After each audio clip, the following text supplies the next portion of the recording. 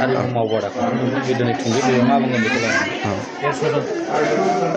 दिनै जे रामफलबिल दख'रा दुलाराय बर' फरायसा आफादजों लोगोसे जोंनि ओनसोलाव थानाय माखासे आफादफोरखौ लाफानानै दिनैहाय जोङो जे हारिमु मावबादा खुंदों बियो थांनाय 1 एप्रिलनिफ्राय जागायनानै दिनै 9 एप्रिल बे 9 एप्रिलावहाय जोबथा फैबाय।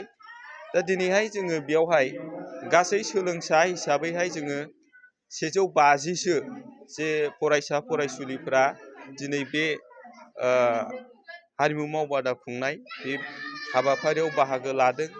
दा दिनैहाय जोङो एसे आगोलावहाय जोङो नायबाय जे जोंनि फोरोंनाया बेसेबां साक्सेसफुल जाखो।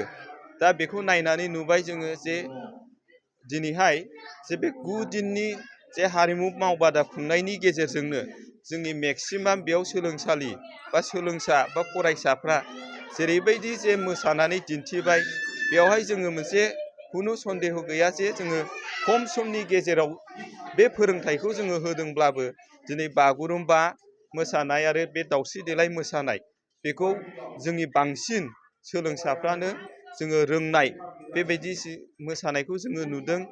आरो खाम दामनायावबो जोङो बेबायदिनो नुदों। बाखिखिनि बे एसे उन्दै गथ'फ्रा बिसोरो एसे मानसियाबो उन्दै नालाय बे हिसाबैहाय एसे मोसानाय आरो नैबे दामनायफ्राव एसे खम जानाय बे जिनिसखौ जोङो एसेल' नुदों।